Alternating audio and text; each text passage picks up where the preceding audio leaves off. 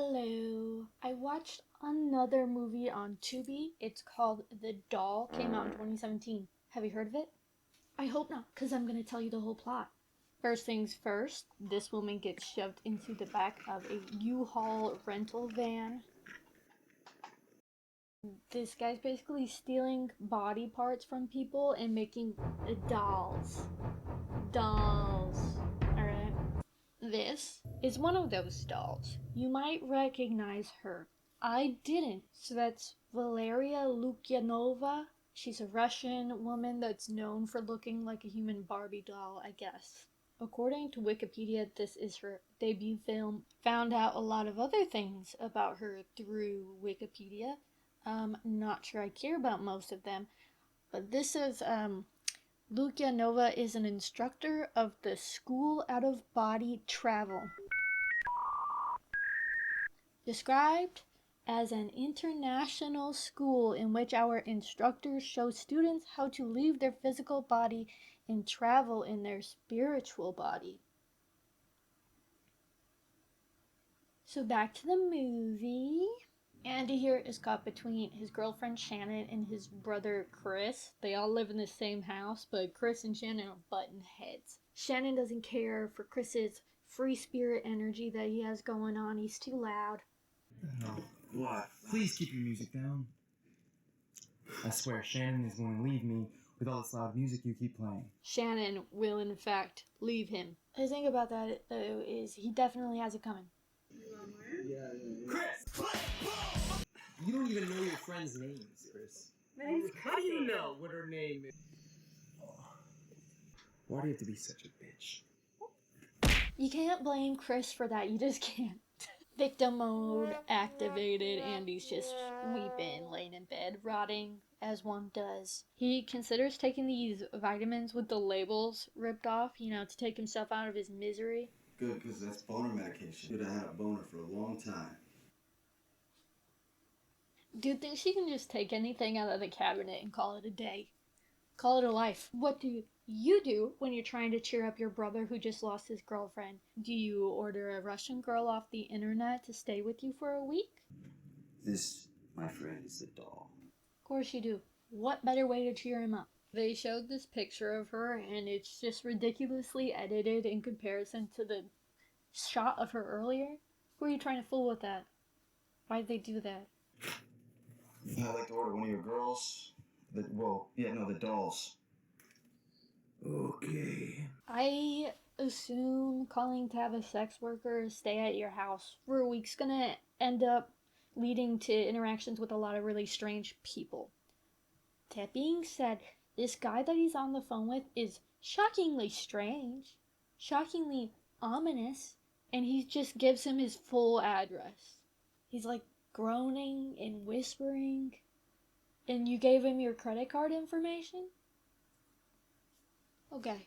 Plan is, if Shannon sees Andy with this doll, that she'll get jealous and want him back. Do they ever go anywhere when the woman gets there? Do they take pictures, post with them or something? No. So I don't know how the rest of the plan was supposed to follow through, but we don't get to that, don't worry.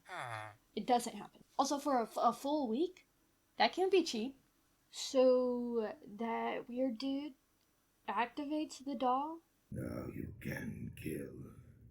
And she can kill now. Do a few little devious noises and that's all it takes, okay? Mail order Russian. She's so quirky. The doll, Natasha, she's arrived at the house and she doesn't really say anything. So they put her in the attic. This is a storage space, right? They crawl up there. There's a full set of stairs leading up to there, but they crawl into the room and they have a whole entire bedroom set up there. There's a bed frame, blanket, the whole thing's done up. Why?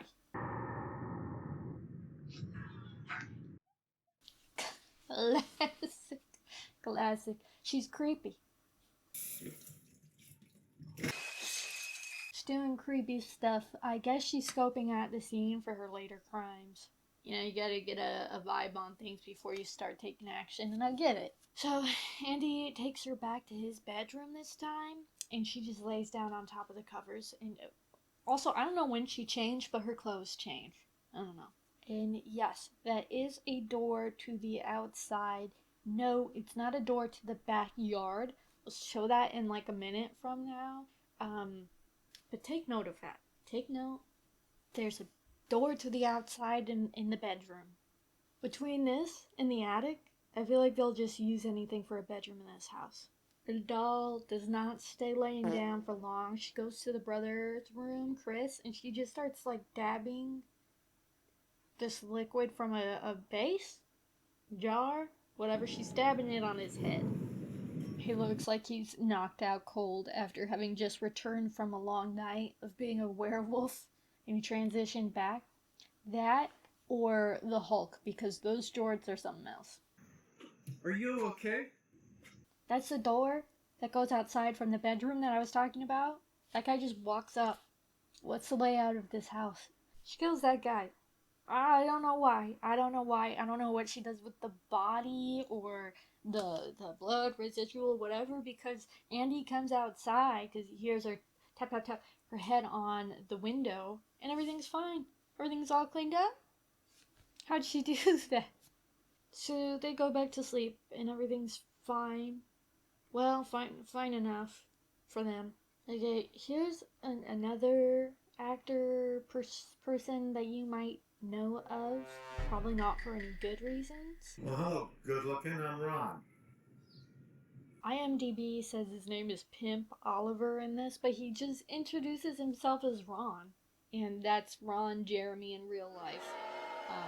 He's assaulted many people. Unfortunately, he was diagnosed with severe dementia, so he never went on trial. If you run into Maritza, and you will because she works here, she shouldn't, but she does. Still alive, though. I hope he's having a terrible time. But he does die almost immediately in the movie, so there's that. Stop! Stop! Turns out Shannon's a little leech, and she wants to move back in because she wasn't feeling it at her mom's house. She didn't even see the doll, so that was a huge waste of money. And now, they gotta deal with hiding Natasha. They gotta hide the doll. Shannon's gonna be pissed if she sees that. We need to hide her before Shannon gets out of the shower. No, I think you should introduce him. No. They put her back in the attic, and to occupy her, they give her what they say is a knitting needle. To my understanding, having random women around is a very common occurrence in this house because of Chris. Why they didn't just tell Shannon that this girl was here for Chris, I don't understand. Because also, she doesn't speak. So you don't really have to rely on her talking about anything. She's not going to say nothing. She doesn't say anything at all. Discretion is key here. Andy's going to work, so he asks Chris to keep an eye on things and make sure they don't see each other. So what happens? Immediately Natasha goes and just watches Shannon sleep. Doesn't do anything to her though. Shannon's fine.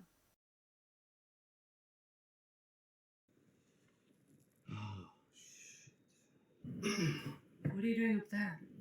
Sorting stuff. You're sweating. I was just making eggs. Shannon's already getting suspicious about the attic. I also get really sweaty when I'm cooking eggs. Mostly from the nerves of it all. Someone's gotta help these guys because they're gonna die falling off that fucking set of stairs before the doll even gets to them. Andy's back home. They're talking to each other exactly how you would expect people that have been in a solid relationship for a while would talk to each other. Won't you come there? Have you seen it? Yeah, I've seen it. Things start to get hot, just like Chris and I do when we're cooking eggs. And Shannon spots the doll. She's just standing there watching him. Andy tells her, like, everything's fine. There's nothing. You didn't see anything. Calm down. Let's go to sleep. Shannon goes up to the attic to investigate because something's not right here. Something's not right here. Natasha has some voodoo dolls and some pentagrams, some drawings of herself. Shannon's busy snooping, but then she hears somebody coming, so she hides under the bed. Not sure who it was though, because Natasha's outside killing some random women that are in a car. What the fuck?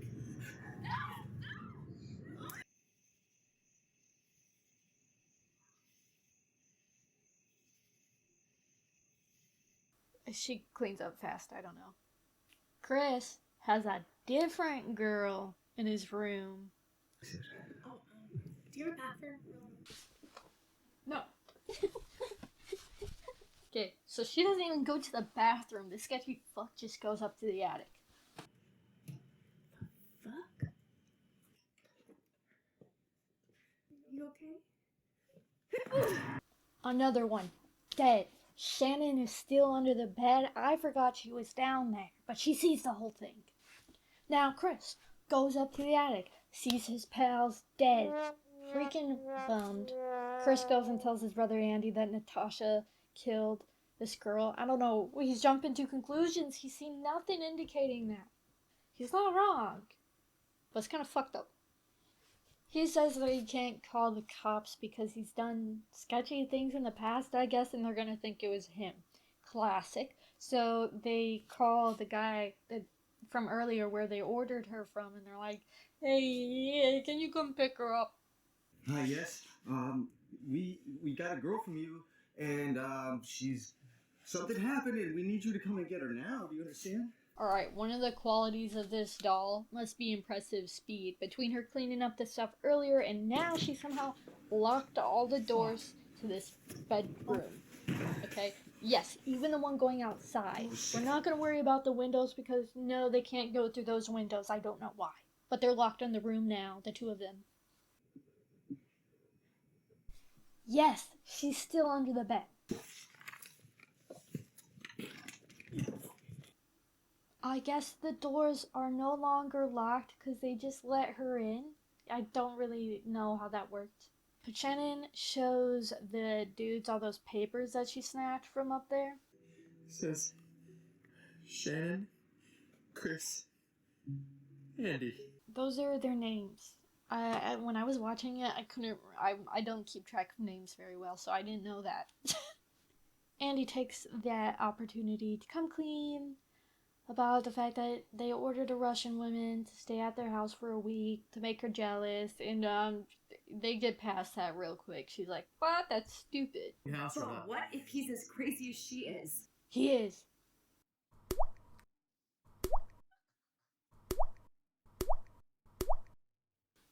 Nobody drowns or anything. I don't really know what that was about. So Chris leaves the room to go hunt down this girl.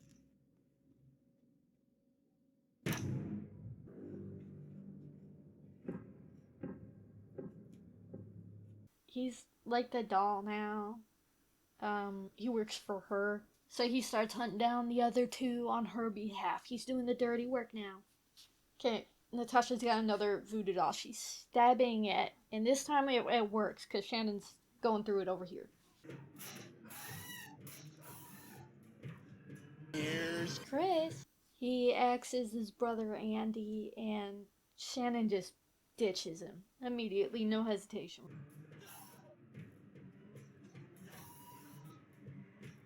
Where would you run in this scenario? Would you go A, to the bathroom, B, outside, or C, back into the attic?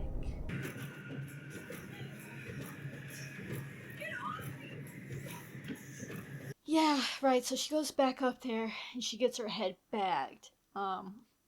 She wakes up chained to a wall, I guess. And he's apparently fine, but he still is weak as ever and gets shut down immediately.